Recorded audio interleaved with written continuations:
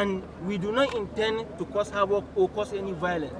But if we are pushed to the wall, we don't know what some of our radical members might do. So it is incumbent on the Nigerian government and the security agencies to, without further delay, release Bello Bodejo unconditionally. These are members of the Miyetti Allah protesting the continued detention of their president, Bello Bodejo. They are threatening to release their radical members to unleash mayhem if their president is not released.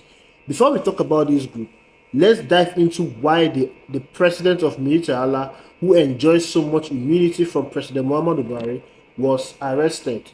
Now, 2 days ago, in compliance with the Federal High Court order, the federal government of Nigeria has filed terrorism charges against the detained president of Miyetti Allah, Katu Hall Bello Bodejo.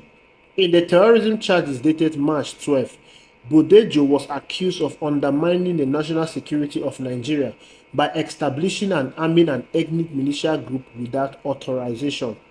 Part of the charges read that you, Bello Bodejo, Mayor, adult, on or before the 17th day of January 2024 at Lafia, Nasarawa State, within the jurisdiction of this honorable court, committed to commit an offense to wit, you establish an ethnic militia known as Kungiya Zuma Lafia without authorization and thereby committed an act prejudicial to national security and public safety, an offense punishable under Section 29 of the Terrorism Prevention and Prohibition Act 2022.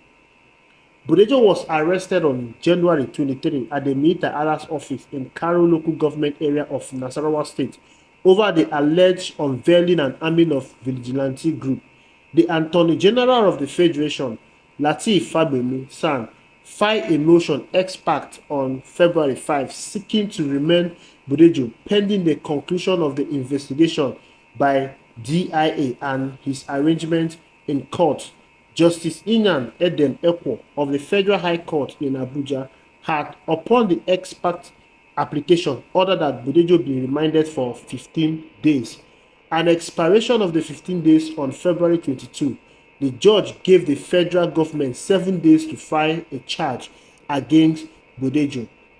However, at Wednesday proceeding, the Defense Intelligence Agency (DIA) in Abuja declined to produce the detained president of Miyetti Allah before the Federal High Court for arraignment.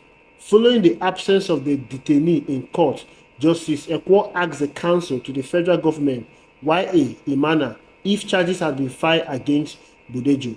The judge said, this court made an order that you should charge the detained before a court of competent jurisdiction.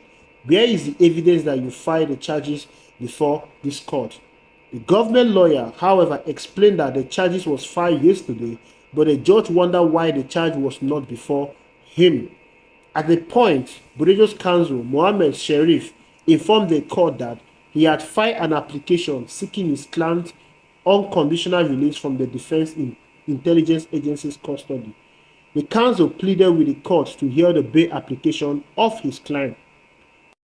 He said, our bail application is dated February 26, 2024 and is seeking to admit the applicants to bail pending arrangement before a competent court. The prosecution counsel, Y.A. Imana, however, vehemently objected to the request for bail of the detainee on the ground that charges against him have to do with undermining the national security of the Federal Republic of Nigeria and urged the court to dismiss the application. She said, we pray this court to dismiss the bail application of the detainee because it is a matter that touches on national security. Justice Ekwo, after taking argument from lawyers, fixed March 22 for ruling on whether to grant bail request or not. The Miyetti Allah represent the Fulani herdsmen in Nigeria. This group, while carrying out their business of cattle rearing, has caused a lot of wanton destruction to farmlands and humans. They've been accused severally of burning down communities and killing the inhabitants who refuse to allow them graze on their farmlands. They were even accused of killing former Afenifere leader Pa Fasorenti daughter. They grew so much wings and became powerful under the government of Muhammadu Buhari. With all this, one will wonder why they are called herdsmen. They are simply terrorists. Of course, Nigerians have severally called on Buhari to designate this group as a terrorist organization, same way he designated IPOB. It's not surprising to see that the DSS arrested the president of Miyetti Allah and filing terrorism charges against him because it's long overdue. The farmer herders clash is an age-long clash.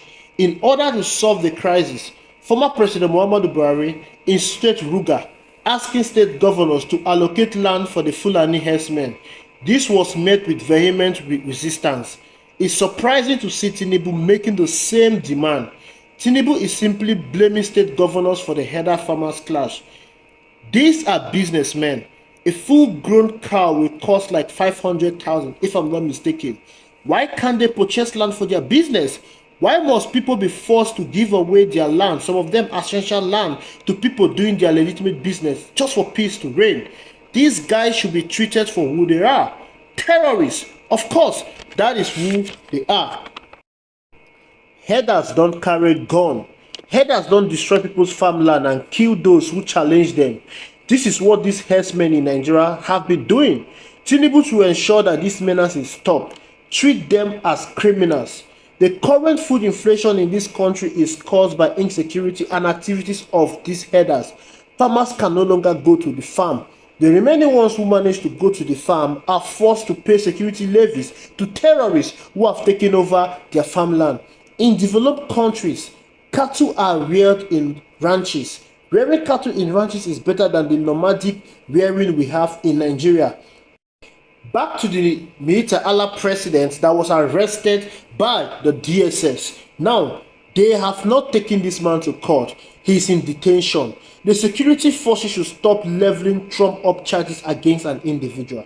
Before arresting anyone, they should conduct their investigation, file charges, arrest the individuals and take the person to court.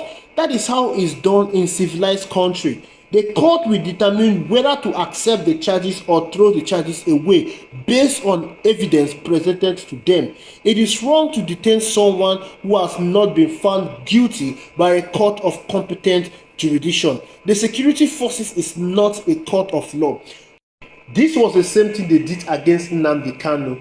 Nnamdi Kanu was arrested by the DSS and put into detention. It was while he was in detention that they start filing charges of terrorism against him. This is wrong. This act that they did has led to insecurity in the southeast because the people are protesting the unlawful detention of Nnamdi Kanu, and now they are now doing it with the Miyetti Allah president. Look at what the Miyetti Allah people are saying. They are saying that they are going to unleash their radicals on people, and these people are going to unleash it on innocent people, especially the farmers. They are threatening the Nigerian government, which is wrong. The security forces should stop putting Nigeria into chaos. They should do things in the right way. If this man is guilty of anything, he should be declared so by the court of competent jurisdiction. If his members or followers want to protest, they know where to go. They will go to the court and protest their innocence. They should stop making people look like criminals when they are not. Enough is enough for all this. We don't want any form of radicalism anymore in this country. Thanks for watching. Ensure you like, subscribe, drop your comment reaction in the comment box. See you in the next video.